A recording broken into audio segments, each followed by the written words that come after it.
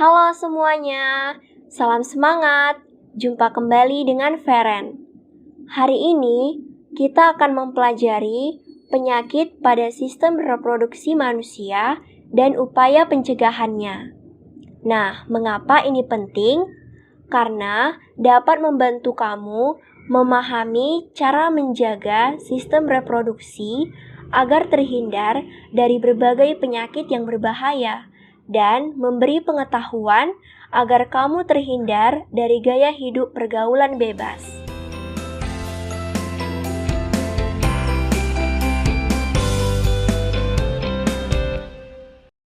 Sistem reproduksi sangat rawan terhadap kelainan dan penyakit.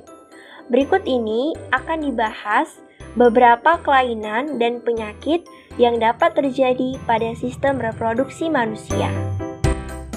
Yang pertama, HIV atau AIDS. Penyakit AIDS adalah penyakit yang disebabkan oleh HIV yang menyerang sistem imunitas atau kekebalan tubuh penderita. Saat ini, penyakit yang disebabkan oleh HIV lebih dikenal dengan istilah AIDS. Saat ini belum ditemukan vaksin pencegahnya dan belum ada obat yang betul-betul dapat diandalkan untuk mengatasi HIV atau AIDS. HIV dapat ditularkan dari orang tua atau yang terinfeksi kepada anaknya melalui transfusi darah yang terinfeksi, ditularkan akibat gaya hidup yang tidak baik seperti pergaulan bebas dan menggunakan jarum suntik untuk obat terlarang seperti narkoba. Oleh karena itu, ayo kita hindari pergaulan bebas dan hindari mengonsumsi obat-obatan terlarang atau narkoba. Say no to drug. Yang kedua, gonore atau GO. Penyakit gonore disebabkan oleh bakteri Neisseria gonorrhoeae. Gejala penyakit ini adalah rasa sakit dan keluar nanah pada saat kencing pada laki-laki, serta keputihan berwarna kuning hijau pada perempuan. Penyakit ini dapat menyebabkan kebutaan pada bayi yang baru lahir. Ketiga, sifilis atau raja singa. Sifilis adalah penyakit menular yang disebabkan oleh bakteri Treponema pallidum. Gejala awal penyakit ini adalah luka pada tempat masuknya bakteri ke dalam tubuh, biasanya pada daerah sekitar kelamin.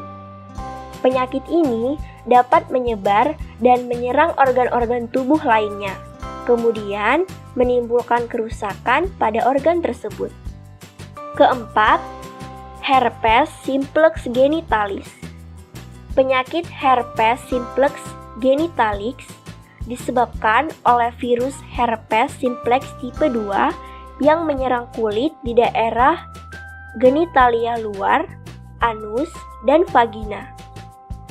Gejala penyakit ini berupa gatal-gatal, pedih, dan kemerahan pada kulit di daerah kelamin. Kemudian, pada daerah tersebut timbul beberapa lepu kecil-kecil, dan selanjutnya lepu menjadi pecah dan menimbulkan luka. Penyakit herpes sulit sekali sembuh dan sering kambuh setelah beberapa bulan atau tahun. Yang kelima, keputihan.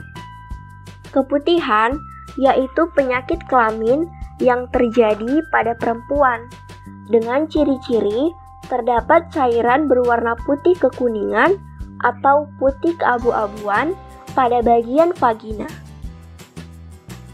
Cairan tersebut bersifat encer atau kental, berbau tidak sedap, dan dapat menyebabkan rasa gatal pada vagina.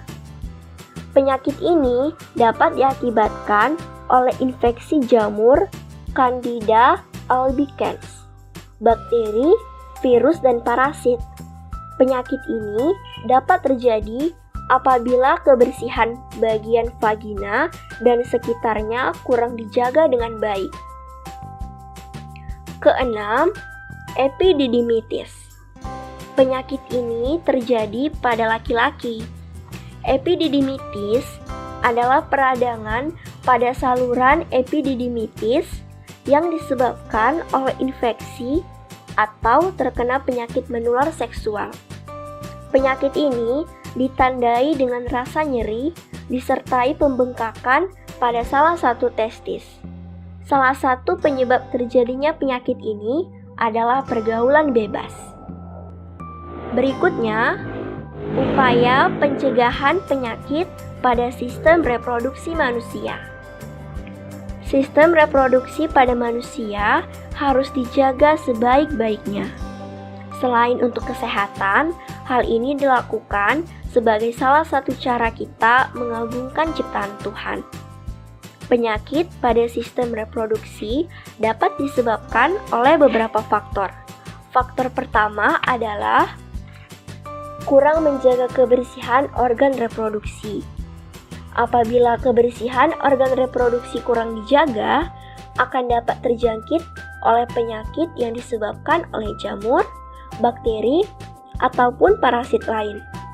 Nah, berikut ini adalah beberapa upaya untuk mencegah terjangkitnya penyakit yang disebabkan oleh infeksi jamur, bakteri, ataupun parasit lain.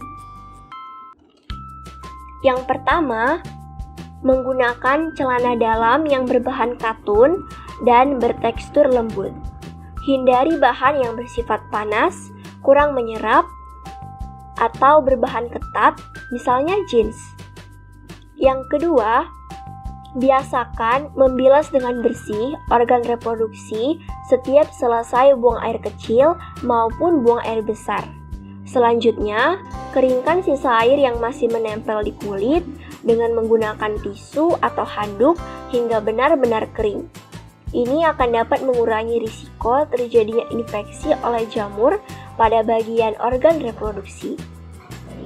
Ketiga, mengganti celana dalam 2-3 kali sehari.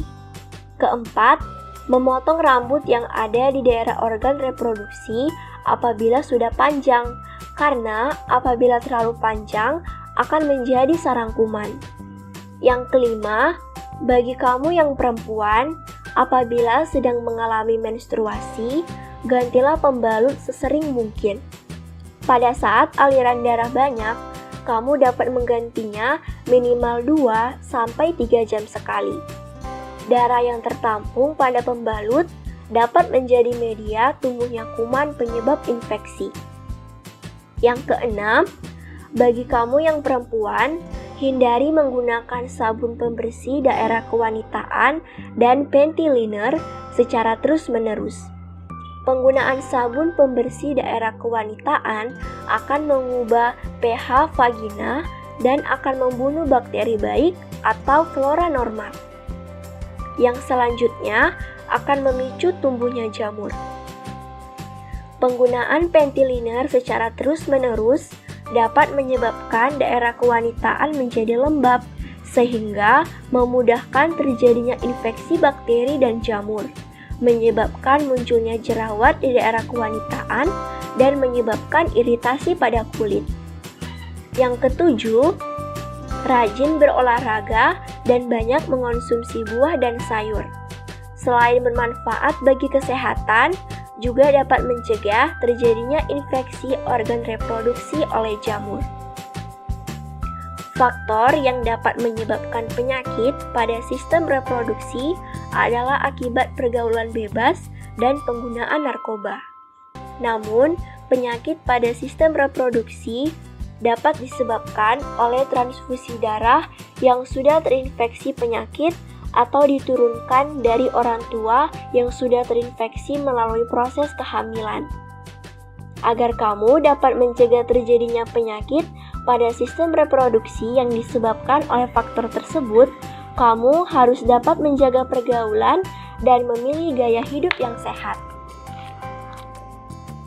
Selesai. Semoga bermanfaat. Terima kasih.